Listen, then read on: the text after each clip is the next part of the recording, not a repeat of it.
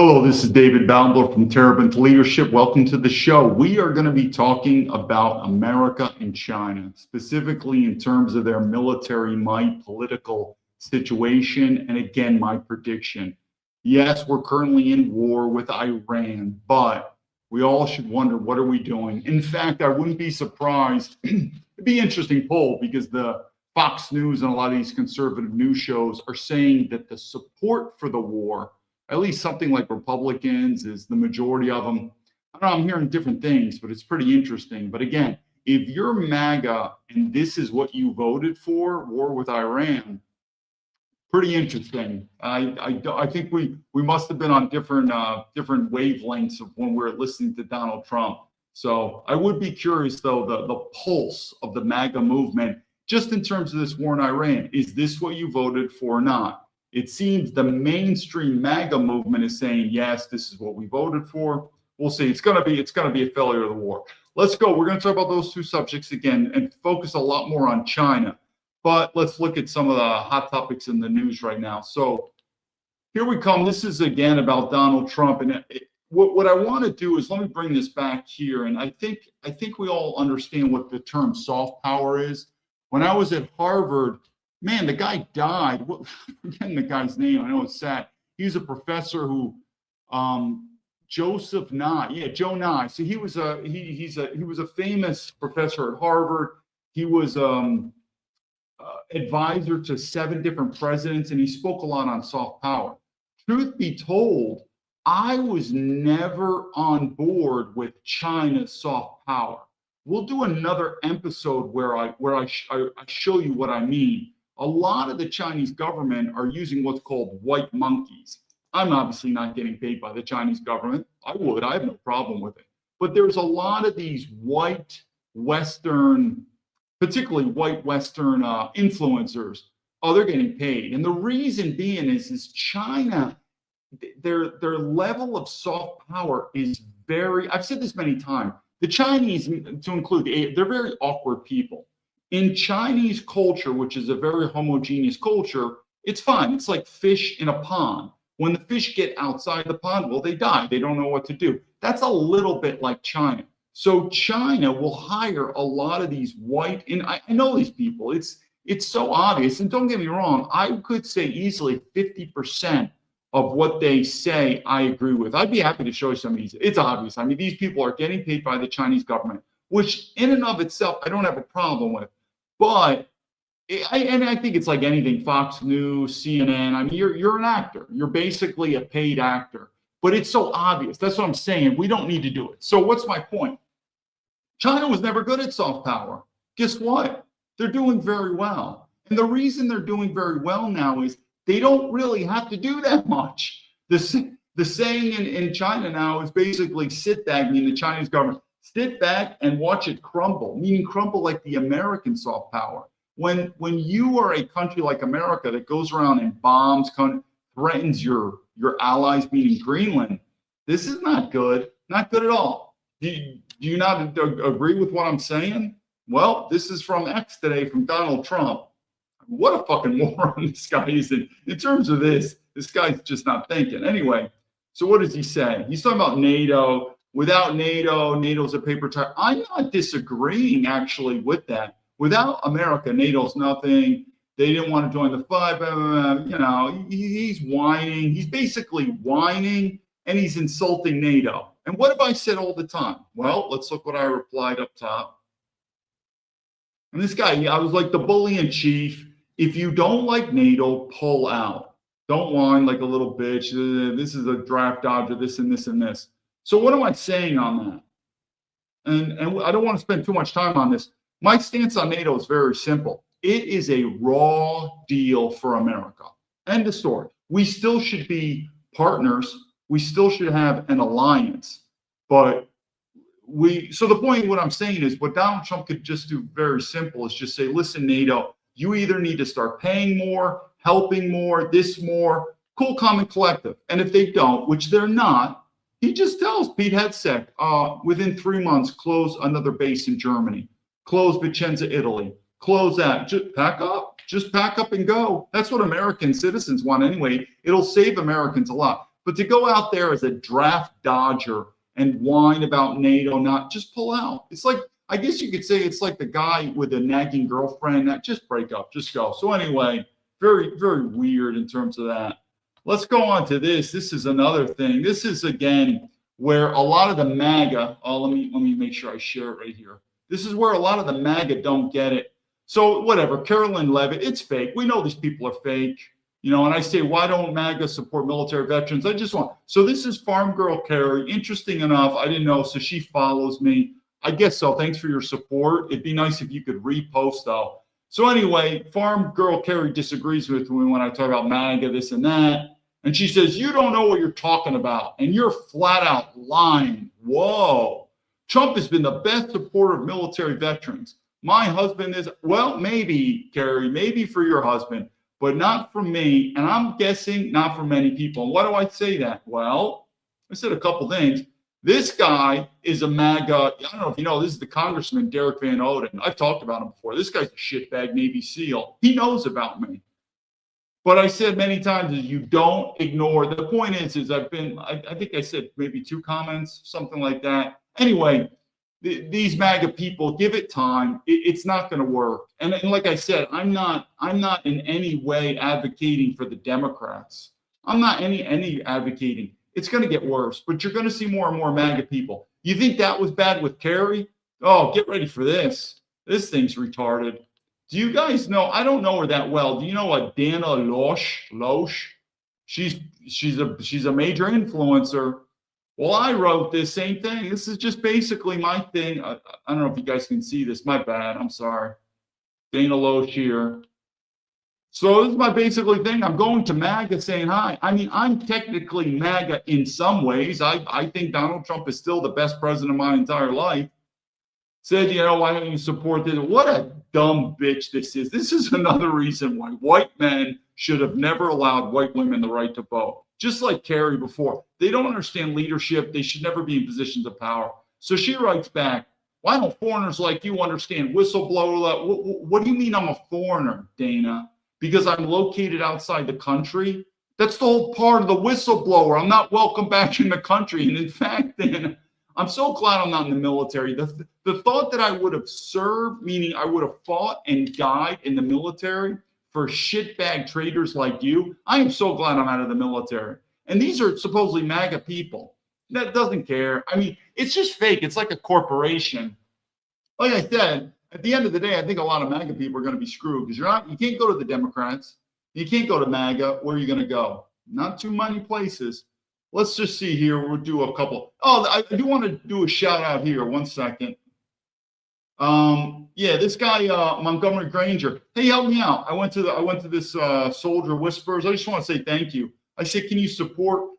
There were a couple of things I didn't reach out to. He told me. He knows we had a big conversation right here. He's telling me, hey, have you reached out? Now, I did reach out to the American Legion on X, but I didn't write them to their official email address. I did. And then Veterans of Foreign Wars. But he spent some time. He's like, hey, contact this. Did you serve overseas? Yeah, I did all that. Now, and so anyway, Montgomery Granger, thank you so much for the advice. I learned from you, and I appreciate that. One of the things, though, is I didn't realize I had to do so much. I mean, the amount of people that know about me, the politicians, I've already submitted it, that you shouldn't have to really try to get a needle in a haystack. If you're a military veteran or an American citizen and you have government corruption report, it should not be finding a needle in the haystack. I don't know, the politician responds to you, this responds to you, a government oversight. I mean, I've written so many people. But anyway, Montgomery Granger, he gave me a good idea with 3 military veteran, you could say, agencies. I wrote them. I'd be happy if you don't believe me. Some people have given me their email address, and I put you on CCs when I write these congressmen and senators, and I get feedback from their assistants, just blowing me off, totally blowing me off. Even Mike Lee, I guess from Utah, the senator, you're a piece of shit. Mike Lee writes me back a generic, it's totally generic, thank you, David Baumblatt, for writing it. I mean, you can tell he didn't even read my stuff.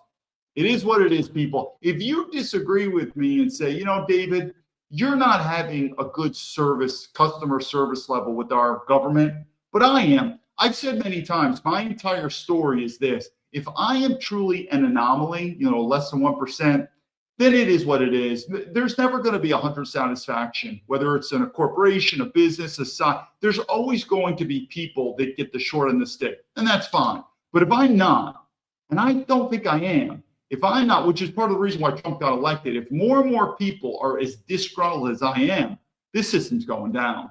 I mean, I'm not paying any taxes. So let's go to one final thing, then we'll get to the China. This is news. And this is, let me just bring this up here. This is when I think about why did we vote for MAGA? And why did we vote for MAGA? Well, because we want to fight racism. That's what we want to fight for MAGA. So let me see if this thing is up. 1 second. Okay, good. 1 second. Let me bring this here. I think here's better. So what is MAGA up to? Department of Justice. Anti-Semitism. Oh my God. That's priority number one for us. Hopefully when we're finished bombing Iran, we'll finish. So what did I wrote? Nice. MAGA is fighting anti-Semitism. This is exactly what MAGA is all about. Fighting racism. Whenever, whoever, and whatever. MAGA has a mission. We're going to destroy racism throughout the entire world. That's what MAGA is. So happy for that. Yeah, that's a big priority for us is anti-Semitism in America. Okay, so here we're going to go. So let's get back to the subject of, what's interesting is, let me play this clip. This is from General, what the hell is this guy's name? Petraeus. Not a big fan of this guy, by the way. And what did I say? History's repeating himself. It's weird. I realized that when I spoke on my last episode, when I told you this. When I was in the FBI, and I joined in 2004, so it's about 20 years ago, a little bit more. And that was the peak. Hey, Golden Tulip, good afternoon to you. So when I joined, that was the peak of the war on terror. And what did I tell them? I said, listen, this is FBI management. Our number one priority, meaning adversary, threat, enemy, whatever you could, there's a bit of a gray in these terminologies, but it's China. It's not radical Islamic terrorism. Well, 20 years later, I mean, what do you think? Are you really worried about terrorism? Well, I guess so, because now we're in Iran. And guess what? It's the same thing. What are we doing in Iran? Except for Israel. It's not our number one threat. But then again, I said our number one threat is domestic. But anyway, let's hear what this general has to say, and you'll see. If you were advising the president today, broaden out for us, what would you say is the single biggest threat to America's national security? Now, I want to say this is a month ago. Now, what this general is saying is what I said. Now, I do want to caveat at this.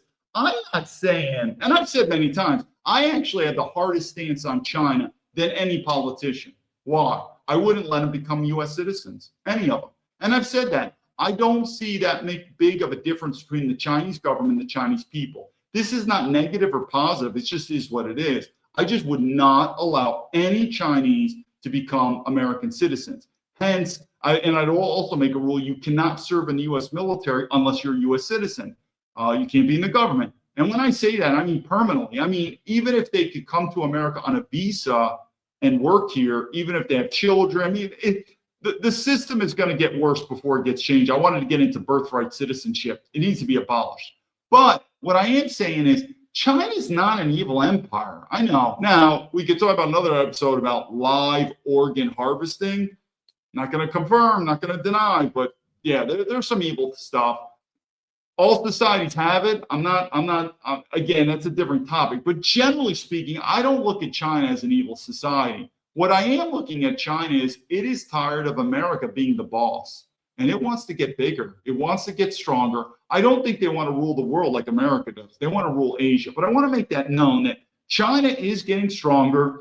They are more of an adversary, a threat, per se, an enemy.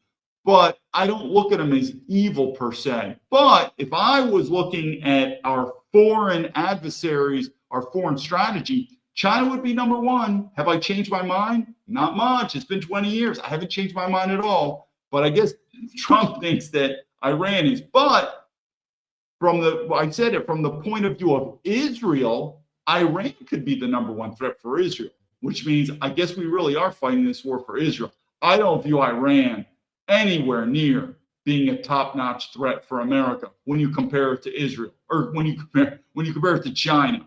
Think I'm wrong? I don't know. Not like I believe anymore these West Point generals. I think a lot of them suck, but it is what it is. We definitely have agreement on this. So let's hear what he says. Again, this is a month ago. Security in this year and the coming years. I think it has to be all China all the time.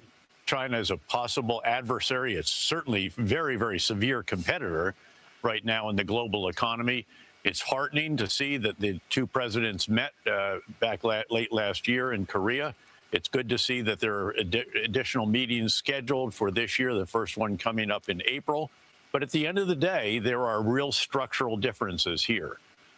Deterrence in the Indo-Pacific really is the major mission of the U.S. military, noting that, yes, the administration has added new emphasis to securing our borders, activities in the Western Hemisphere, and so forth. But at the That was retired General David Petraeus, who now runs Mideast operations for KKR. He joined me on Friday on this program, warning that China represents the largest foreign threat to the United States. It's weird. This is a month ago. I guess they just pivoted, even Fox News, talking about Iran. But again, I would, looking at this, I would agree with. The only thing I would not say is we can't really call, again, I worked for the Boeing Corporation, that's called the Military Industrial Complex in Beijing. I also work for Amazon, who's also part of our security apparatus to include. And what Amazon did to me was set me up. I've said this in other episodes, how my story is not getting out in terms of how traitorous both of these companies are. But what's my point? If I would have said, hi, Boeing management, hi, Amazon management, I think China's the enemy, you're fired. They would have fired me. So the point being is, before you try to convince the American public that China's the enemy, try to convince American corporations. Try to convince American corporations that China's the enemy, because they love money, and so they love China. Russia, China, and Iran deploying naval vessels for joint military exercises in the Strait of Hormuz, a move seen as Tehran's response to increased U.S. military presence in the region. All of this following a second round of nuclear talks between the U.S. and Iran. Joining me now to break it all down is the Gates Stone Institute Senior Fellow, Gordon Chang. Gordon, good to see you. Thank you. Oh, God, I'm really not into this guy at all. Okay, this guy is an absolute warmonger. He wants us to fight his wars for him. He's paid for it. Not into him at all. So what I'm going to do is this. I want to talk really quick about this subject, and we're going to move on. And we're going to keep on this subject, but let me talk about this. It really shows to the American public. I'm telling you, you're going to believe me now, or you're going to believe me later. And I'm going to do a bit. More and more Americans are leaving America because I don't think you're going to stop this machine. You're not. Some people have ruled out. I'm changing the subject a little bit. That Tulsi Gabbard, which is interesting, even though I'm not a favor of women in leadership, that she might actually run for president. Like, she may actually resign soon. And Joe Kent, and oh, by the way, we found out more information about Joe Kent. Maybe he was under investigation. He was going to get fired, stuff like that. It changes the story some. There's no doubt about it. But I still look at Joe Kent as he did the right thing. He resigned. I agree with what he's saying, but it is true. It sounds like he was under investigation by the FBI, which we should also ask why. Again, I'm not a big fan of the FBI. They're corrupt. But again, we need to look at more data points on it. But overall, I still positive Joe Kent. But anyway, Joe Kent, Tulsi Gabbard seem to be aligned. They have an old friendship. She may resign. She may run for president in 2028. Guess what I think about this? Nothing's going to happen. I mean, it's possible if you can get a person like Donald Trump who goes farther right toward nationalism. But I still say no matter how you try to slice or dice this system is falling. And there's only three things to do. And I keep repeating it. So, I'm telling you, these videos are going to age like fine wine. One, you're going to have to leave America. More and more Americans are doing this, not like I have it. Two, you're going to have to get off the grid, I guess, be a farmer, which is, again, why you'll see a lot of these globalist entities are against farmers. They don't want you self-reliant. You're just going to be a farmer. You're going to get off the grid and just going to watch the storm. Or three, you're going to have to join some type of political movement in America that is state first and country second, sort of like a secession. There's nothing other getting away with that. Now, with that said, I see Giovanni's on here. Glad to join us till Giovanni's Golden Tulip. Let me just see whether we should or not in an argument. Just in the 12 months, I ran into proxy that fired times rather close, or 5,000 military and transport. Okay, we'll see where that goes. But anyway, let me talk quickly about Taiwan. I lived in Taiwan. It's a cool place, by the way. Taiwan, generally speaking, the quality of life in Taiwan versus mainland China, significant. Here's my point about that. First, Taiwan is compromised more than you could think. And oh, by the way, to the U.S. intelligence community that are using Taiwanese, yes, Taiwanese Americans for linguists, for translators, for intelligence analysts for the China, they're compromised. Yeah. So if you've lived in Taiwan, I'm going to give you an example too. It's very common to run into a Taiwanese couple where the man is Taiwanese and he married a mainland Chinese woman, and now they're living in Taiwan together. And their political ideology, whether you believe it or not, is pro-China. So don't assume. I can't remember the exact percentage, but I'm telling you, there are competing interests in Taiwan of you could say the independent Western American ideology, and the other ones that say we're part of China. So first of all, don't make the assumption that Taiwan is just one big conglomerate and that's it. Number two is, in terms of Taiwan, totally compromised in terms of intelligence. Just like you could say America is compromised by a foreign influence. I think we know who we're talking about here, Shabbat Shaloms. But anyway, Taiwan, totally compromised by the Chinese. Any type of operations that are being done in Taiwan, I would be very, very cautious. It's compromised with the China through Beijing. And number three, let me just say this. It doesn't matter.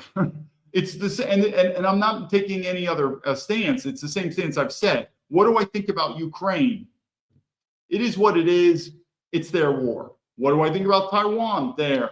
What do I think about Palestine and Israel? There. But now let's use some logic. It's weird. I still remember this. So I was a China major at West Point, and I still remember this story. It's so vivid, and I'm going to explain this story to you now and relate it what's going on with the current politics with China. At West Point, your Cal year, your third year, you do what's called CTLT. I don't even remember what these acronyms are meaning anymore. But anyway, you for the summer, like a summer at West Point, you'll go out to an actual Army unit and you'll be like a platoon leader. So you're not a platoon leader yet. You'll be like a platoon leader assistant. It's basically like an internship. That's the best way to describe it. And you'll pick your unit, whatever, and you'll fly out there. So I was with the 4th Infantry Division in Fort Hood, Texas. It's cool. I got to fly out there and I spent a month with them shadowing a platoon leader, and we were in an Apache helicopter unit. I forgot what it was. The commander really liked me. He actually went to West Point, and I can't remember. He either got kicked out of West Point or he quit West Point. And then he went Army ROTC in college, and then, so he has a cool bond with West Point. I forgot. He either got kicked out or he quit. So he took a liking to me, and I had a good time. So, and I'm staying in what's called these officer barracks. I still remember this. So it would have been July of 1997. And I still remember this. I woke up it's kind of like a hotel room. It was a nice place. I'm staying there. And I turned on the television. I guess it was CNN. And I saw what? The handover of Hong Kong from Britain back to the mainland Chinese. This would have been in 1997. It was interesting. And Hong Kong's a pretty interesting place. The British, it's been a British colony. I could be off by a couple of years. It's about 150 years. That's a long time. 150 years, and that's also why Hong Kong's a nice place, thanks to the Brits. That's a different story about my view of colonization. Even the honky-conkies are very happy that they were colonized by the Brits. But anyway, 150 years was long, and that was the day that the Chinese military from mainland was literally marching over to Hong Kong, and the UK flag dropped. the Chinese flag came on, and change started. And the truth be told, Hong Kong is getting more and more Chinese and less British. Well, that shouldn't be a shock to anyone. Is it becoming less appetizing for foreigners? Yeah. In fact, the glory days were when it was a British colony. I talked with the Brits living there, some of the old ones. They were like, it's the best place on earth when it was a British colony. But it is what it is. It's not ours anymore. So what am I making here? If at that time, 1997, instead of Hong Kong legally being handed back to mainland China, Hong Kong became an independent country. Well, China would never allow it. Ding, ding, ding, sort of like Taiwan. And China would also threaten to use military force if they need to be to get back Hong Kong. And what would we be doing? Not me, but what would our Western media, Western intelligence, Western government, Western military be saying? We have to save Hong Kong. If Hong Kong goes down, everything goes down. No, dude, it's not ours. It's China. And it is becoming more and more China-fied and less British every year. It really is. Even a lot of the people complain that the English fluency is dropping in Hong Kong. What do I think? It's not our country, people. It's not our country. It's China. But that same hyperbolic rhetoric would have been had. So then now I'm looking at you. Watch this. You're an American who doesn't even fucking know anything about Taiwan. Now, most Americans are some dumb fucks. I mean, mostly people are jerking off to OnlyFans. You're watching stupid CNN and Fox News and the football game, and then all of a sudden it's an expert on Taiwan. We're coming up to a Green Beret who's supposedly an expert on China. Anyway, all of a sudden, picture the news. China does a blitzkrieg attack, whatever you want to call it. Within 48 hours, boom, Taiwan is done. Because trust me, the Taiwanese are not going to fight. If Americans backed out, the Taiwanese are not going to fight. Sure, there could be a 1%, 2% population. They're not going to fight. But anyway, all of a sudden the news says Taiwan is now part of China. What do you think is going to happen, people? Nothing. Now, what it will show is a couple things. It will show another nail in the coffin of the American empire dropping. It will also show our alliances of other countries are going to be less likely to believe that America is going to come to their aid. But what I'm telling you is this American empire is going to fall. It's going to be the easy way or the hard way. And if you want to lose blood and treasure over Taiwan, you do it, not me. I don't pay taxes and I'm not fighting the military, but you're a moron. And I like the Taiwanese, but they are some racist fucking chinks. I like them, and they're better than the mainland China, but don't even fool yourself. How many times have you been to Taiwan and you met a white guy that's a Taiwanese citizen? Have you? I want to meet that person, or let alone a black guy. So the point is you, because I think a lot of Americans realize that now it really is turning into an American empire. You just don't have any choice now. That's why more Americans are leaving. So I think some of you are going to be like, dude, it doesn't matter who we vote for. The same thing's going to happen. Our tax money is going to be spent until you leave. But anyway, back to the point about Taiwan. It's going to happen sooner or later. You can do this hard way or the easy way. But once Taiwan goes back to China, guess what the world is going to do? Nothing much. Meaning this guy, Sean Ryan, and hopefully you saw the preview, Sean Ryan's a military veteran. Meaning, think about this. If you really are worried about China and a war, you probably want to be nice to military veterans to get people to join the military. So here's Sean Ryan. He knows about me 100%. Do you think he's helped me out? None. But yet China, if China's such a threat and we're going to have to go to war with them, I would probably be, hey, we need to start mobilizing the American men, come together. We don't care. So I'm just saying again, when Taiwan comes back into the fold of China, yeah, and it's like panicking. It's the same thing like we went. Remember the war on terror? Remember that? The rattle bells of the war on terror? 20 years, all that money, all that blood and treasure lost. And I guess we're still doing Iraq. I guess the war on terror. Did we win the war on terror or lose it? Or I guess we're just still going on. I'll do another video on Taiwan, but I want to let that sink in. Okay, China takes Taiwan tomorrow. Taiwan is now part of China. And don't fool yourself. I'd say 50% of the Taiwanese would be like, whatever, that's it. How would that affect your life? Now, in the broad picture, it will affect your life, but everything's going to affect it, meaning the American empire is falling, whether with Iran, whether with China, whether with our relations with Europe. All these factors are coming. It's falling. So Taiwan is just one of many nails in the coffin. But if you're willing not to do blood and treasure, maybe it'll soften the fall. But I don't care. I don't pay my taxes. I'm not going to join the military. So if you want to do it, do it, you fucking idiots. But I like the Taiwanese, but I tell them to their face, I wouldn't spend any of my own money protecting the Taiwanese, and I'm not going to die for the Taiwanese. You think they would do it for you? We know it. And we know it, too, that the American corporations also don't really care about the Taiwanese people. It's just money. It's the same thing. Remember Iraqi freedom? Like we really cared about the people in Iraq. So I want to do this. Let's go. Let me do any comments. Let me know because the next one, China gets nearly 40% of their Brent crude from the Persian Gulf, and perhaps there's some underwater navy, but there's no real ability to protect their shipping. Closer we are. I'm trying to read this. I don't see Great Britain as their colonies past the present are concerned for the U.S. as far as protecting them. One thing that's been accomplished, U.S. found out. Trying to read the comments here. So what we're going to do, I'm trying to lace this together with Iran. What is China getting an advantage of right now with the Iranian war is this. One, well, they're watching America bleed blood and treasure, number one. They're also realizing strategies and techniques, how our military warfare is being operated, the pros and cons. I mean, they get to study us.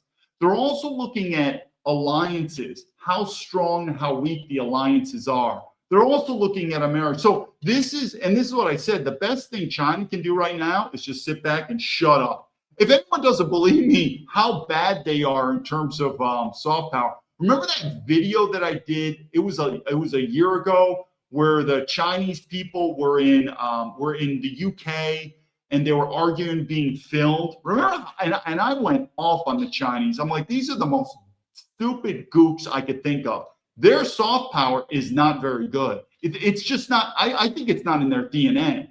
But so what I'm telling you is when China is winning the soft power with America, you know America is royally fucking it up. And like I said, when you go bombing other countries and starting wars, that's probably not a good way. And that's the good thing with China. China is actually, looking at history, they're not a very pro-war country. I know they're Sun Tzu and you believe it, but nothing like the British Empire and the American Empire. We love getting in wars. We love bombing and killing people in the name of freedom. That's what Americans love to do. Let's bomb and kill people in the name of freedom. So when you go around the world and do that or talk to NATO like this, really the best thing for China to do to increase their soft power is just shut up. Just shut up and let America do their thing.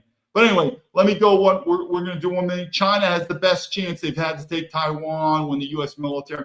I really don't predict. Oh, here's something else. I want to say this on Taiwan, which is so different than America.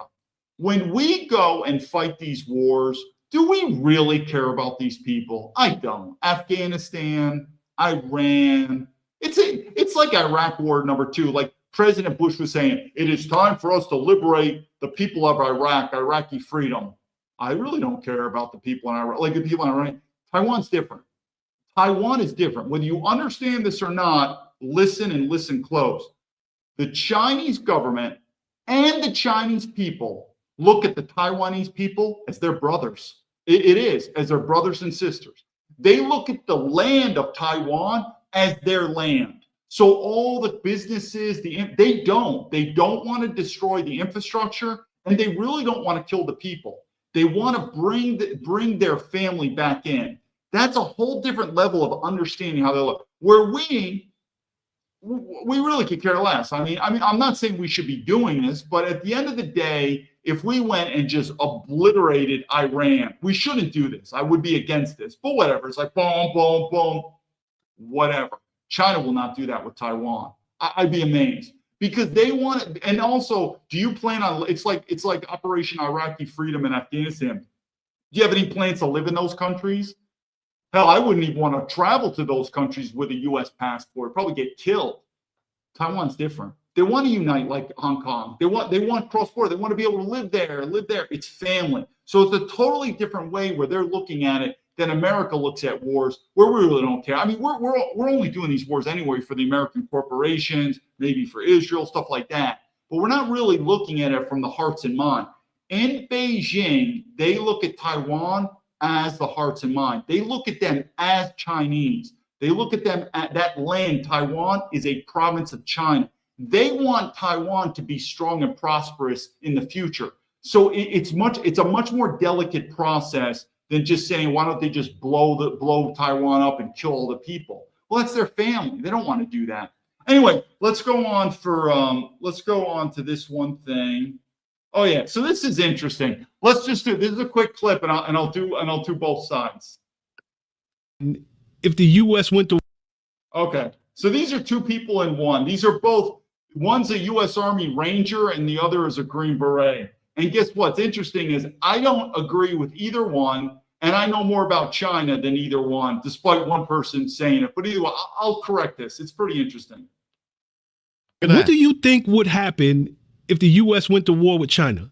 Wouldn't be a U.S. anymore. Like, we would be thrown back into the Stone Age. Like, you got soldiers who are more concerned about can they wear a dress on the weekends? They put up a good fight. China would crush us. Okay, so the person who just spoke is a former U.S. Army Ranger. It is what it is. We'll go. Now, this person is a Green Beret. I don't know this Green Beret that much, but politically, I think I agree with this Green Beret in some ways. But about China, so the Ranger is wrong, but guess what? This Green Beret is wrong too.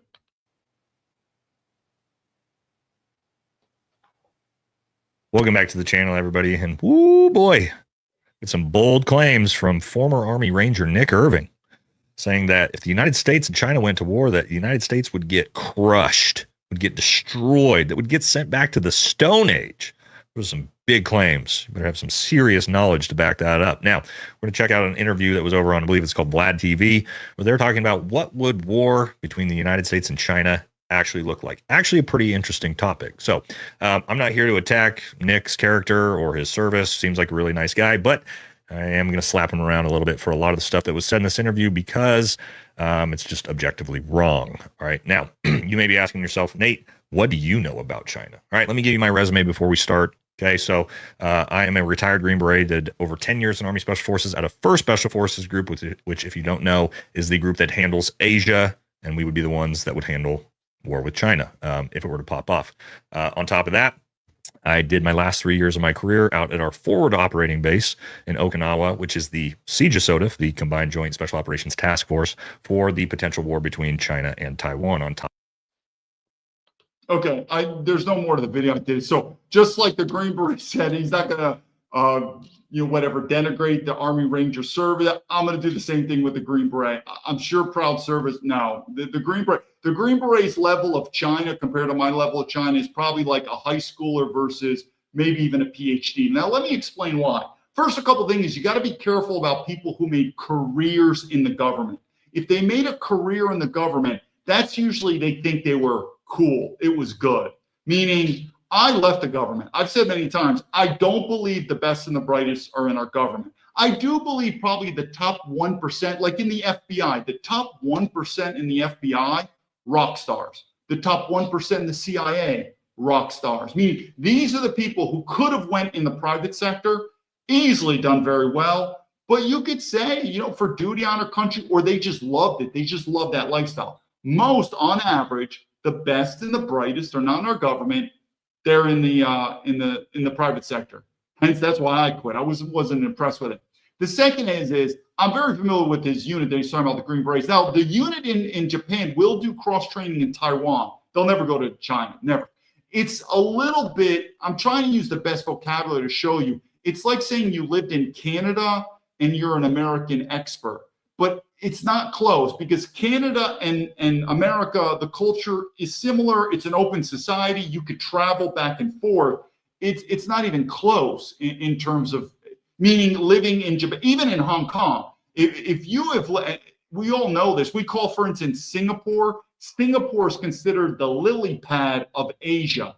And if you're like, hey, man, I'm an Asia expert and I live in Singapore, no, it's westernized. Same thing with Hong Kong. Now, remember, I've been in Hong Kong at the latter part. The beginning was in China. And I've been to every single province in China except Tibet. I've never been to Tibet. So the point being is for the Green Beret, and these guys are light. I've got many friends in the Green Berets. Now, the difference between him and me is this. When you hear government people say they're an expert on this, what they're comparing is to the regular civilian. To a regular civilian, he probably is a China expert. Who am I comparing myself to? Everyone in the entire government. However, there could be people in the private sector who are much more knowledgeable than me. Like picture a guy, Goldman Sachs, who sat on the China desk for 20 years. These guys know China. But in the government, no, I know more about China than 99%. So what's the point on this? Well, you had an Army Ranger, and he's like, if we go to war with China, they're going to obliterate us. We're going to go back to the Stone Age, something like that. Not going to go on that part. But then you get the Green Beret, and I know we cut it short because it was a short clip, but he's going to say, no, we're stronger. There's 2 points that I want to mention out if there's a war with China. There's 2 points. And I think you, even as a civilian, you probably get this with common sense. First, you have to ask yourself, is it offensive or defensive? And there's a 99% chance if a war breaks out in American China, America will be on the offensive. China will be on the defensive. Why? Because that's how we are. We're always attacking. In fact, if you look at our military bases in Asia, we're already on the offensive. Meaning, what would happen if China said, hey, they want to open up a military base in Venezuela or Cuba? I think, that's not going to happen. That's far away. Meaning, we wouldn't even allow that. So our posture, it's like a boxer who's already leaned in. I mean, you're ready to just bang. We're already leaned in. So we know if there's a war with China, we'll be the offensive and they'll be the defensive. Now, what does that mean? Well, basic military strategy and tactics, it's 3-to-1. So for every one soldier on the defense, you're going to need 3 people on the offense. Why? Because it's more dangerous. You're going to get killed. So one is, as we're on the offense, it's going to be much more complicated. We're going to have to use more resources. Our supply chains from America are going to be strained. It's just more complicated, meaning, to put it very simple, defensive wars, defensive operations are more simplistic than offense. That's number one. There's also morality. Think about America. I've always said we're not going to be able to draft American sons and daughters. But my assumption is always draft them to go off in foreign lands to go die for whatever. But what if America was attacked and you were defensive? Of course, I think a lot of American men would either join the draft or they'll join a militia, because it's easy for morale to say, hey, our country, our people, our homeland is under attack. We gotta go. That's going to be China. Whereas if you're on the offense, you'll be like another guy, like, what am I doing in this foreign land? I don't like these people. These people don't like me. Why am I dying here? So it's also a difficult thing to raise morale. It's the same reason. What are we doing? So you have to remember that if a war happens with China, America, 99% will be offensive, they'll be defensive. And that is a huge advantage, not just from operational standpoint, but something that we are forgetting many times. It's called morale. Just like Donald Trump is trying to build up the morale recruitment for the military, sometimes money and benefits aren't enough. People just don't want to die unless they have their heart in it. And when you're defending your mom, your dad, your children, your homeland, absolutely. Off in a foreign land? No. Now, what I would say is this. It is true, and I've said many times, I still believe the American military is the strongest military in the world. China's growing, though. And so what I'm saying is even though right now Americans, the military is stronger than China, China's growing. And what I'm trying to say is in 10 years, I may have to reevaluate this because and again, the amount of money that we're spending, and part of the reason that our military is so good is the amount of money, which means your tax money, by the way. I hope you like the dollar going down and inflation going up. The amount of money that we pour into our defense, it is absolutely mind-boggling compared to these other countries. Well, sooner or later, you're going to have to pay the piper on that. But China is developing more and more. I'll leave it at that. There's a lot of scenarios to it, but let's go to the next video. But let me see. I know China is one of the top 3 threats. Muslims don't assimilate, this and that. I can tell you about the Muslim thing, though. It's pretty interesting. So I've been with the Uyghurs and Xinjiang. There's another video I'm going to do about espionage, the FBI, this and that. You could say what you want about China, but I could tell you something. When I was first living in Kunming, they had Islamic terrorist attacks. Do I believe what's happening in Xinjiang with the Uyghurs, could it be considered a genocide? Well, I'm not going to deny it. Let's just say that. I'm not going to deny it. But they don't fuck around in China anymore. No more terrorist attacks. I mean, I cannot understand when I see, especially in Europe too, for some reason, there's much more Islamic migration in Europe than America. But when I see pictures, particularly in Europe, white women, white men, getting raped, getting mugged, getting killed, like all this stuff. And then you look at the white man, that is unheard of in China. The Chinese government, they dropped the hammer on Islam. And I don't have a problem with Islam, but there's a time and a place, and Islam belongs to Islamic countries. And Europe and America, the West, are not Islamic countries. Hey, I really like Islam. I really like, I guess I'd say Islam. I really like Islam, how it is with feminism. That's a great way to destroy feminism. But still, there's a time and a place. China is not the home of Islam. Now, they cater to Islamic, to the religion, but it's not official. But any of this radical Islamic jihad or whatever that you could see, it is causing a problem in the West a lot with loose immigration. No, that ain't happening in China. Not happening. I mean, the one thing, like I said, that's another reason you'll never see me as a speaker for Chinese. I say a lot of negative things about China. One of the good things, though, the level of physical violence, we're talking illegal, rape, muggings, murder, stuff like that. In China, it's not even comparable to the West. So what they did to the Uyghurs, and I'm just being very honest with you, you call what the Uyghurs you want, but I can tell you something. If the Uyghur population in China was like 20% or 30%, there'd be a civil war. There's just, it's one of those issues. So anyway, China dropped the hammer on all types of Islams, and we'll talk about Christianity later, but it's safe. It's something that I don't understand. I still am amazed at what's going on in the West. On how I've said this before, if you are a foreigner in China, in fact, I need to do that video with a black guy. There's another. If you are a foreigner in China and you physically assault a Chinese person, we're not even talking about rape. You just, fucking whack them. You could be in a world of hurt. A foreigner physically assaulting a Chinese citizen. But what happens in the West? I mean, you hear stories about white women in Europe getting raped by these blacks or whatever, and then the white women get accused of being a racist it's just weird. It's just very weird. That's what's going on in the West. But in China, no, they don't fool around with that. So so what I'm saying is why doesn't China, we always talk about this problem with Islam. China doesn't have that problem. They don't. They drop a hammer, and China does not officially recognize it as a religion. It's, they don't allow immigration. So why is China able to handle this, Muslims and Islam, but we don't? Probably we need to start looking at our immigration policies. That would be my thing. Let's talk about one thing, though, in terms of, we're going to talk one quick about the whole China thing here. Now, what this is a former ambassador. What he's saying about China is pretty true. It's actually very true. In the world, those trains are fabulous. We've underestimated Chinese power in the world. Those trains are fabulous. We rode those trains. You can go from Beijing to Shanghai in 4.5 hours. And that's... Yes, the one thing I would say is the amount of development, technological development that's happening in China. This is what I also say about the military. I do not believe the Chinese military now is as strong as the American military. But what's happening? America's declining and China's rising. So what have I said? In 10 years, ask me again.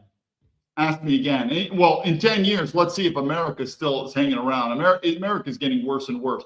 But right now, I still would put on America. But still, offensive war, defensive war, there's still a lot of things to look at. 1,000 kilometers.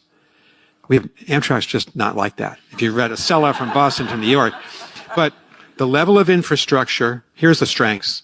The infrastructure, that's one strength. Second, their scientific and technological capacity. That's the coin of the realm in our decade, in the next few decades. Which society will turn out more scientists and engineers? In case you guys know, this is the former U.S. ambassador for China. I forgot the guy's name. Former U.S. ambassador for China. Here's a data point. 34% of first-year students in Chinese universities study engineering or a STEM field. Yeah, there was something else on another podcast when they said, hey, are most of the students in China studying STEM? And people were like, I don't know. Yes. You know, there's a lot of degrees in America that we call it the underwater basket weaving. I don't know, gender studies, stuff like that. And they said, is China like that? No. I mean, I think people with common sense could have guessed that. No. In China, they're studying more, or there's, finance, law, but a lot of these just worthless majors. And again, China's not inundated with racism or feminism, diversity, immigration. I mean, they could focus where we are just, it's going to get worse in America. And this is what I keep saying is perhaps diversity is not our strength. Perhaps unity is our strength, meaning a homogeneous society is superior to a heterogeneous society. And I've said many times, I believe a little diversity is our strength. Maybe that's where that saying came up with, diversity is our strength. Because if you're in a society that's 100% homogenous, yeah, I think about 1%, 5% diversity, I think it actually could be a strength. Maybe that's where it came up with. But then it's gone overboard. Now we're going to be the minorities, white people, English language, European culture. Now, I mean, we all know diversity has went from a strength. It's going to be a poison. I mean, it's poisoning us. But yeah, China is not growing and getting stronger through diversity, through immigration. So how are they? I mean, what I'm trying to say with this video is, if China has an inferior political system, then how are they getting stronger? It's a very simple question to ask. This should be taught now. I mean, I left the Harvard Kennedy School a long time. That's the premius opus of government studies. But if we're going to look, we constantly say that America has the best political system. If it is, then why are we intimidated by China? If we in America have the superior political system, then we should win. And some people may say we will. We hit a bump in the road. Okay, we'll see. But if we have the superior system and they have the inferior, then they should not succeed.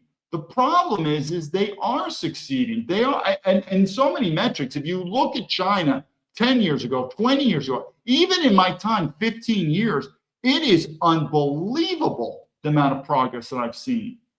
So how can they do that under a political system that we say is inferior? It's an interesting question. And what did I keep saying?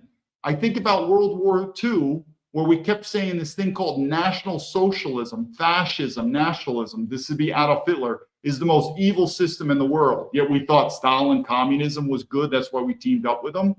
Now remember, I don't view China as communist anymore. Anyone know? If you've been to China, you know it's not communist anymore. I view it as fascism. And again, there's different grades of fascism, but it's not communism. It's definitely not our system. The best way I would describe China would be fascism.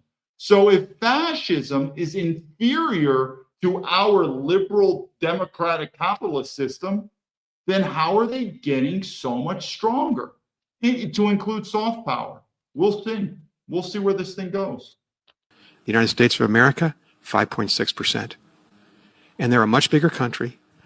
Harvard graduation, where I teach, when we ask our graduate students to stand up as a class, chemistry majors, biology majors, physics majors, largely Asian Americans, some American citizens, Asian.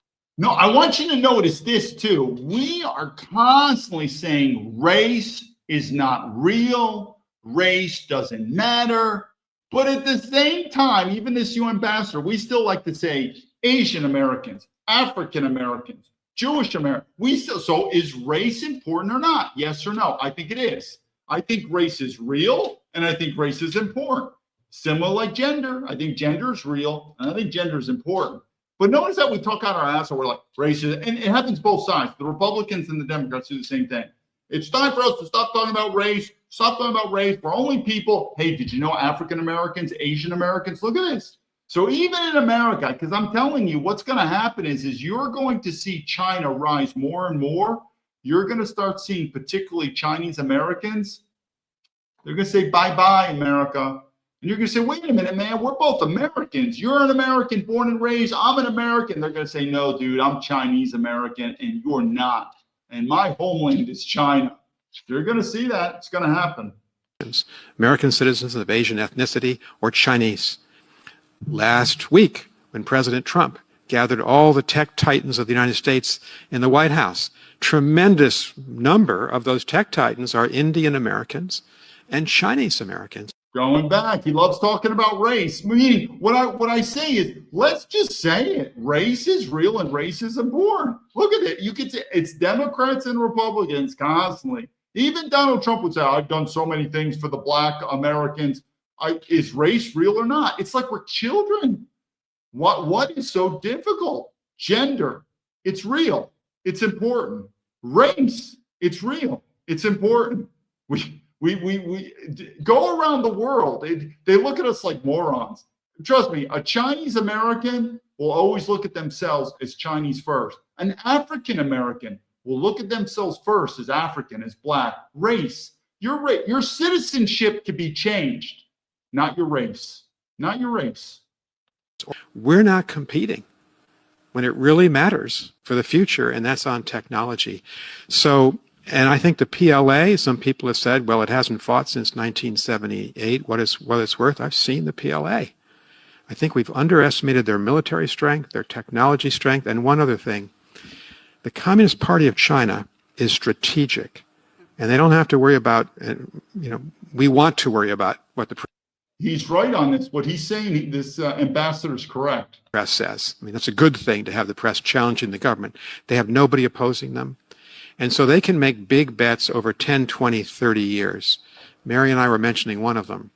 For 35 consecutive years, the Chinese foreign minister, whoever that person is, has made his first trip of the year in January to Africa to show the Africans, you are our priority.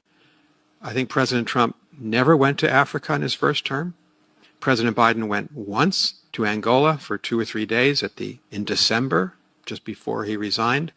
They're strategic, and we're not competing on that level. So actually, I think the Chinese and technology, military, economics are stronger than we think they are. And I think we've underestimated them, and we can't do that any longer. So one of the things I've said many times is, and I saw this when I was studying Chinese at West Point, and that's how I got into it. I went to a public high school in New York. I wanted to study Chinese, ended up studying Spanish. So anyway, when I was at West Point, it was the first time I could get into the Chinese studies. And I always knew it, that just because you study something doesn't mean you totally agree with it. But you do give a sense of respect. If you learn a country, you learn a language, you learn a culture, it is a form of respect. There's no doubt about it. But that doesn't mean you're totally on their side. What am I saying? We don't have China experts anymore. We don't. I forgot this person's name. We'll bring him up. But he's talking about the need of America. I'm telling you, whether you like it or not, China is rising. And America's falling. And why is America falling? Because you shit on white man. You can take it what you want, but think about it. Look, when I'm in China, women, immigrants, and racial minorities, very little power. Very little power in China. Where is the power in China concentrated? Chinese men. Who founded America? White men, particularly white, heterosexual, Christian, Western European men. Those are our forefathers. If you are an American patriot, you should honor and respect our forefathers. And what do we have in America? More and more power to women, more and more power to racial minorities, more and more power to immigrants, marginalizing more and more white men. What, you think our forefathers would agree with this? In China, they revere their history because China is true. They have a much longer history than America does. And all through it is, who do they revere? The Chinese man, whether he's an emperor, the Chinese man. And what is in America? You know, there's this hatred for white men, marginalized, racist for white men. We're not repopulating. And the what? do you think America, without strong white men, you really think we're going to have a Western society? How do you know? Have you ever lived as a racial minority? We'll see where this goes, but we're talking about China experts here. Let's see what he has to say. This is a government and a system that the U.S. is, like it or not, China is on its way to becoming a global superpower. By some metrics, it's already there. And this is a government and a system that the U.S. is going to have to figure out how to coexist with. If we don't have people who understand how it works, whether it's Chinese society or the Chinese economy or the Chinese political system, we're going to get it wrong. And that might mean we miscalculate in our foreign policy decisions. Government needs to invest in China knowledge and in understanding China. And understanding China doesn't mean one. Do you know how many retarded MAGA people, and I only say MAGA because I don't associate, even though I've said many times, the far left and the far right, I talk about we see eye to eye with these American globalist corporations. I really do. I think the far left and the far right realize these American globalist corporations are evil. They're not, it's not capitalism anymore. Anyway, but I focus more on MAGA, meaning I talk with them. Do you know how many morons are like, you're in China, man. You're the enemy. You're in China. Like, how retarded is that? I wanted to do a game with them. They were like, you're in China, so you're the enemy. Oh, I'm living in China. No, actually, I'm not in China. I'm located in Australia. Oh, okay. Okay, that's good. No, I'm not in Australia. I'm in Russia. No, man, you're the enemy. No, I'm not in Russia. I'm in Antarctica. I don't know. I never thought about that. Like, it's really dumb. It really just shows that I think part of also what's happened in America is the dumbing down of the white man. These are the people because I really don't have arguments with other people. I just don't have time. So it's usually with white men that are conservative, that are nationalists, that are military veterans. The amount of retardedness is beyond belief. And so, or I tell them, I'm like, so you have a problem with me being in China, but not the American corporations. So you don't have that. Like, for instance, did you go to Walmart? Yeah, I did projects with Walmart in China. Walmart loves China. So it's weird. It's truly our master. So the American corporation in China, that's okay, because you want to buy your cheap Chinese-made goods. But me being in China, that's wrong. Why? Articulate that. And it just makes you wonder, too, that our education system is really failing because there's a lot of retarded people that cannot articulate what are you trying to say? Why is that right? Why is that wrong? This and that. Where is your critical thinking? Is sympathetic to China or compromise. One way to understand China is by going there to study. So while nearly 15,000 U.S. students were studying abroad in China in the 2011-2012 school year, less than 2,000 U.S. students were studying abroad in China in the 2023-2024 school year. Why are fewer Americans studying abroad in China? Now, this is true. I've said it before. This was my issue with Amazon. I ended up quitting Amazon. When I first went to China in 2010, the quality of life was pretty cool. It was more open. It's a crackdown now. So like when people say, hey, David, should I move to China? My first question is, are you Chinese American? Because if you're Chinese American, it's a different story. If you're not, I wouldn't recommend China. Now, that's nothing against them, but I'm telling you, nationalism is on the rise in China. And if you're a foreigner, it's not. Hong Kong is a little different. Taiwan's also a little different.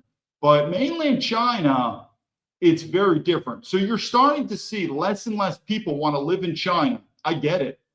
But it's also forming a gap, and that gap's going to become more and more dangerous. China. So I think it's important to note that there are still a lot of students studying China. There's a lot of students studying Chinese. There's a lot of students interested in the Chinese system. We're going to go to one last video here, and because we're trying to look at another angle on this war with China. So let me just watch. This will be the last video, and then we'll close it out.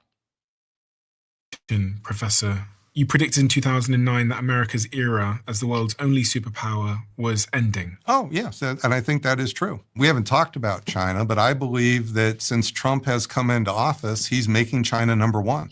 His tariffs have done nothing but help China. Yeah, I said this before. I view Trump more and more as make American, or we'll say America first, American corporations first, not necessarily American citizens first. If you understand tariffs, and I'm not against tariffs, but there's a double-edged sword, but it's really to protect American business, not the American citizen. And if you're thinking business like, yeah, man, the small business entrepreneur, the mom, those are dead. We don't have those anymore. The American corporations, I work for Amazon, their job is to destroy them.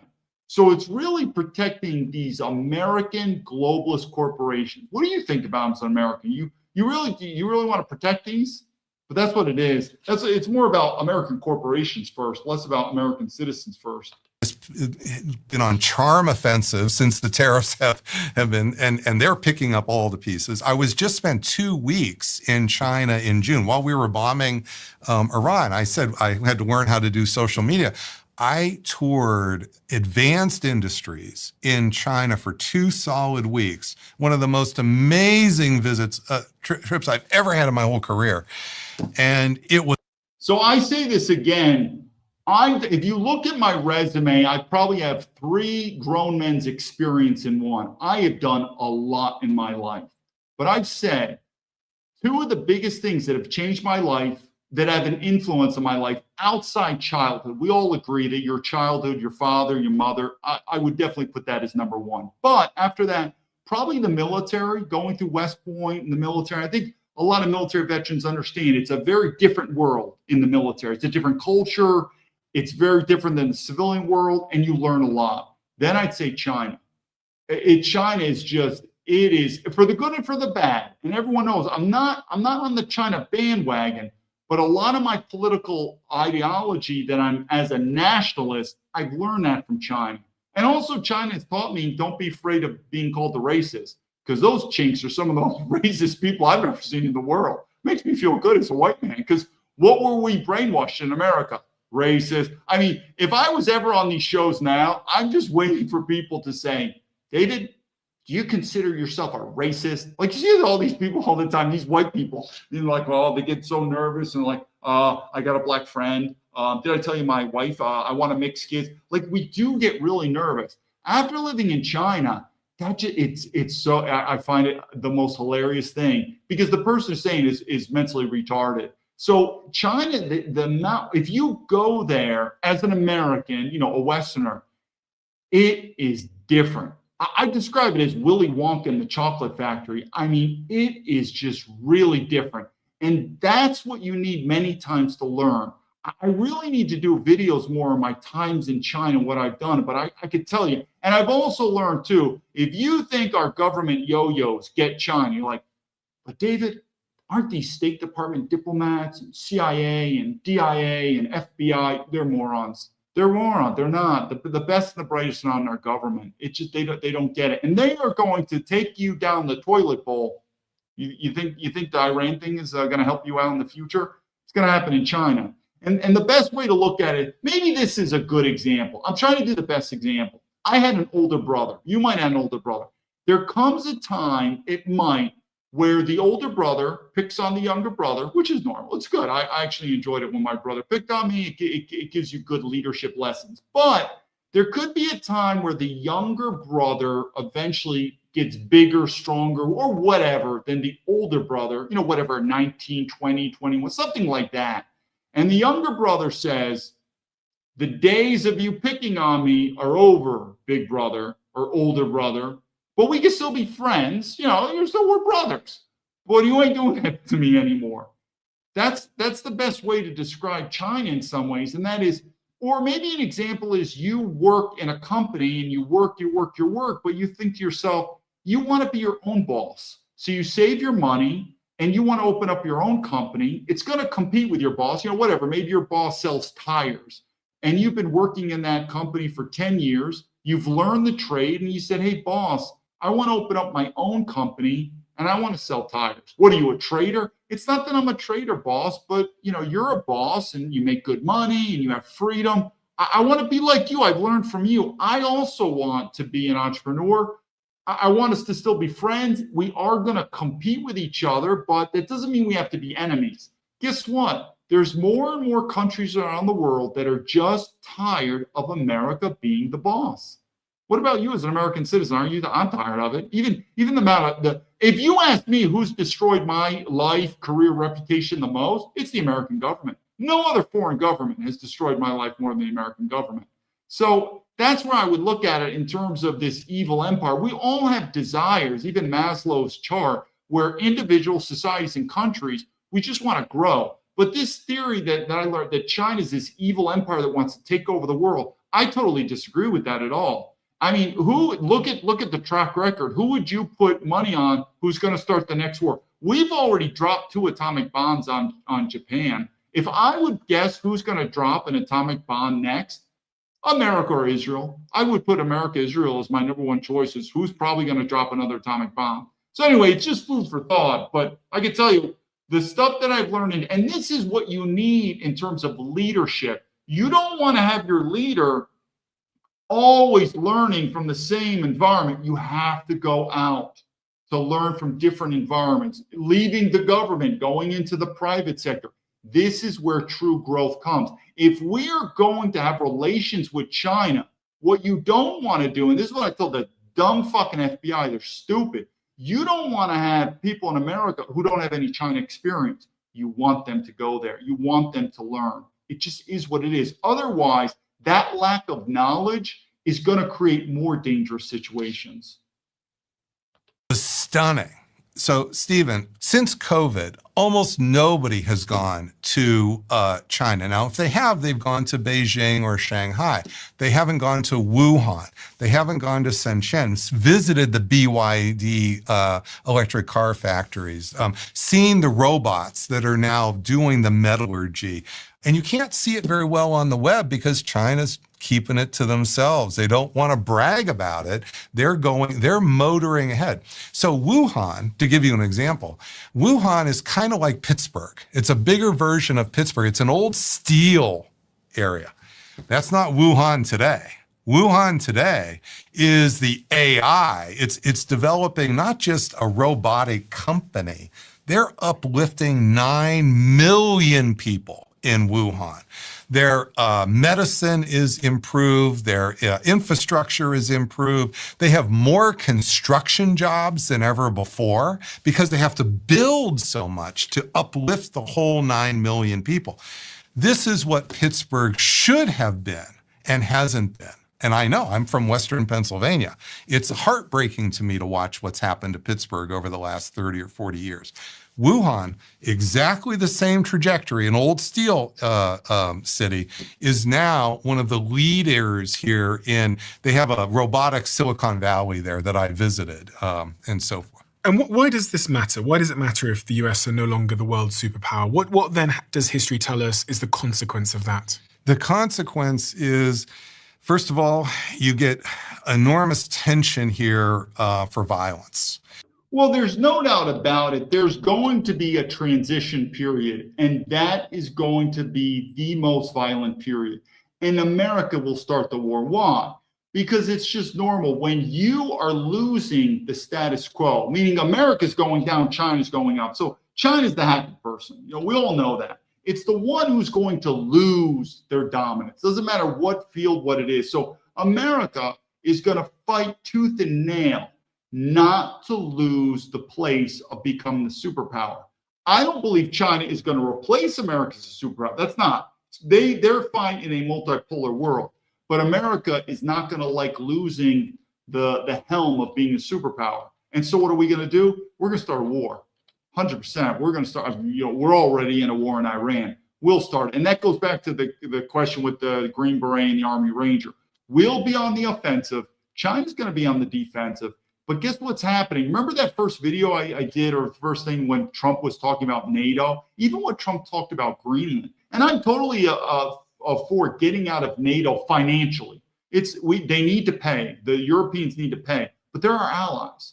If you're an American, particularly a white American, a European American, those are brothers. I got to admit, I'm different than Europe, meaning I talk all the time about I don't care about Iran. I mean, I do in a global perspective. We don't want to see people raped and murdered. And I do think there's a universal caring of children. But generally speaking, I could be more numb to these other countries. But Who are we? Faith, family, freedom. What if a country is a Christian country? What if a country is a European country? And what if a country values freedom? Or basically, what if the country is our forefathers? That's who we hail from. We hail from Western Europe. So I do have concern for Western Europe in a bigger sense. So anyway, going back to that part about China and America, we are losing our status. And when we lose that in so many realms, we're going to be the first ones to pull the trigger. You know that. That shouldn't be a surprise to anyone. So when you see big hegemonic shifts, that means when one leader, the world's number one, becomes replaced by another, bad things happen. This is what happened, how you got the wars between Britain and France. When they were fighting their wars, this is how you got essentially World War I, because of the rise and fall of Germany versus Russia versus Britain. So these rising and fall, they make a huge difference. Doesn't always happen. The one time it was peaceful was when America replaced Britain as number one. So just think about that. But other times have been very well, and that was always, I think he's referring to World War II. That was because Britain knew that if America did not join the war, Germany was going to win. So that's why there was, you could say, a peaceful hand. In fact, World War II brought two transitions. World War II is what brought America into superpower dominance. But also, whether you know, World War II is how the British Empire collapsed. They lost it. But the point being is, why was the relationship with Britain and America? Well, because they asked us for help. They said, well, we would rather give the mantle to America, which we have a lot of British language. You know, George Washington came from Britain. They would rather hand us the mantle of leadership than let the Germans take over. So that's a very different example of why there wasn't violence in that transition. I believe in this transition, though, like I said, I don't believe China is going to take the mantle of the global superpower. I believe it's going to be a multipolar world, but there's going to be a transition where America is going to lose that preeminent status. And then when that transition happens, I think it's going to be violent. I think America will start another major war, and that could be a World War III. And I think America is going to start it. Tense. So how does China feel that the US are now at war with the Middle East? So what's interesting is, to get ready for coming on here, I listened to the All In podcast, and I hope that's okay to talk about somebody else's podcast. I love that show. I think they're brilliant, by the way. I love it. But what they said, just in the most recent, is that Trump's playing a game for China. What they said is China's shaking in its boots, and that what this is about is it's kind of Venezuela plus Iran is all about to cause Xi to be shaking in his boots in April, so that he will somehow make some bigger. Yeah, some people say that too. They're like, these are the mags. They're like, you don't understand. Trump is playing 4D chess. He's going to take the oil away in Venezuela. He's going to take the oil away, which is called imperialism, but whatever. Again, you live by the sword, you die by the sword. I'm not going to join the military anymore. Anyway, we take the oil away from China. We're coming around. Keep it up. Like I said, in terms of soft power, the best thing China can do is just nothing. Just stay back and just work in the shadows with the partners. America, we are like the bull in the China shop. We're just going to break everything. It's cool. It sounds cool. Hey, we're Americans. We're the big tough guys. We can do whatever we want. When you get the power, you can. What's power? Gold and the guns. Do we have the gold and the guns anymore? Well, it's deteriorating. We'll see where it goes. But we're losing friends, and we are losing power. Deal with Trump. I think this is just wrong. I think that it may be that there's some, China does absolutely buy 90% of Iran's oil. We're not disagreeing with the facts of the matter. It's the interpretation and the consequences for who's going to be number one down the road. So my assessment here is China is probably thrilled that we're on the verge of getting into another quagmire in the Middle East. and that they would gladly give up. They have about 20% of their GDP energy, not GDP, 20% of their energy. It's a much smaller fraction of their GDP that turns on the oil issue. Most of their energy is not generated through oil.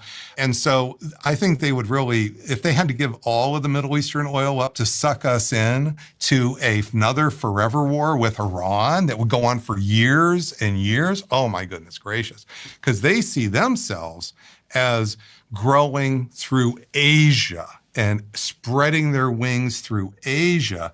And so to get us pinned down in the Middle East with an even bigger problem than we had with Iraq, this is manna from heaven for China. That's what I saw when I was there. If I was Putin or if I was running China, based on everything you've said and based on everything I know, I would really want this war to go on for a long time. Oh, for sure. I'd really be helping Iran, prolong this thing. And also because Russia... You ever find it weird? We reported that Russia is supplying Iran with intelligence on American military targets in the Middle East. And we're like, how dare they? That's what we're doing with Ukraine. I mean, what do you think if you were China and Russia, you wouldn't be helping out Iran? Again, it's a delicate balance. You don't want to get drawn in yourself. But if you could help out Iran, if you were China or Russia, without making your country vulnerable, making sacrifices, you wouldn't do it? You're not viewing America. But we're almost astounded. Like, I cannot believe that Russia would be helping out Iran in this war like we help out Ukraine in their war. It makes you wonder what the logic is with Americans. In their own situation at the moment with Ukraine. So it's quite a distraction from whatever Putin's objectives are in Ukraine. No one's really talking about Ukraine this week. And it's bad for the Ukrainians because what's happening is by the little bit that Putin has gotten himself involved here, there is a chance he set the stage for a deal, which is, again, America stops the intel to the Ukrainians if Russia will stop the intel to Iran. That is much, much, much to Putin's advantage with Ukraine. So I think that you have a situation here, Stephen, where Putin, it's not so much he's itching to get in the fight, is he's trying to do it in ways that he gets something out of it in his relations war with Ukraine. Think about that with President Xi. I don't think the Chinese want to get in the fight. I think, in fact, right now, if I'm assessing this correctly, they're probably not wanting to get in the way of a... No way. I would be absolutely amazed. What you're going to see, though, is China's already using soft power. They're sending the Chinese version of the Red Cross and helping out, whether it be Lebanon or other countries in the Middle East. They're going to continue soft power, but not, and that soft power, it'll be used and it'll be definitely visible in all forms in a positive light. Again, just helping out in that sense of a Red Cross. They'll be using back channels to help out, but to get engaged directly in any type of military conflict, I would be shocked beyond belief for two reasons. One, it's not their nature, and two, they're still intimidated by the American military. The Chinese are intimidated by the American. They don't want to start a fight with America because they're intimidated by America. But also, it's just not in their nature. I talk to them all. They're like, why are you Americans so violent? You got to remember, we love violence. Like in America, I mean, you could tell a girl's like, so what sports do you play? Like, I don't know. I'm a linebacker, football. I'm a boxer. I mean, we just like violence. We think it's cool. The Chinese are just not into that. They're just their culture. And this is where you have to realize that race is real. Even me, born and raised in New York is probably one of the most international, if not the most international city in the world. New York City. And if you look at New York City and you only look at people born and raised, so we're not talking immigrants, born and raised in New York, but different races, you will still see different cultures. With the blacks, the Italians, the Jews, the Asians, all born and raised in not just a country, not just a state, in a city, in the same city, born and raised. It's not that way in China. Why? Because if you look at New York City, New York City is our biggest city in America. If someone wants to tell me the population, I forgot, what is it, like 12 million or something like that? That's nothing compared to China. In these Chongqing, Shanghai, Beijing. So these cities are also even bigger than New York City. But They're homogeneous. So if you find Beijingers or Shanghaiers, Chongqing, population also is phenomenal, but they're all Chinese. And if they're all born and raised in that city, it is so much more homogeneous. So this thing about culture, you got to start asking yourself, look at America. Look at America, the same city. We're not talking immigrants, born and raised in the same city. And if you go to New York, boom. So what am I trying to tell you? Race is real. It is deeper. To say race is skin color, it's insulting. It's insulting to all races. Africa has a long lineage of culture and history. To say Africa is nothing more than black skin is absolutely insulting. So look at an Asian person, say, you guys are Asian, you're the same as me, you just have yellow skin. It is the most insulting thing. Asia has a long history of culture, traditions. European, to say you're just white. Europe, where we come from. So what am I saying? You have to, if you're going to study leadership, you have to study race. And I'm telling you that the Chinese, they don't, even when I'm in China, when I'm in Shanghai, I usually, if there was ever a bar fight, it would be two Brits or Americans. We have to, it's the same thing with gender. You could raise a boy and a girl exactly the same, but you'll eventually see that the boy and the girl will just start deviating. Testosterone, estrogen, and the boy just wants to do rowdy stuff, and the girl may be more docile. But we have to agree that gender is real and it will affect culture. Gender affects culture. Guess what? Race affects culture. So going back to that original statement about China not getting involved, they will get involved soft power. They already are. Soft power. And of course, militarily intelligence behind the scenes, yes. But an actual military, no way. Why? One, they're intimidated by the American military. Now, in 10 years, I may change my mind.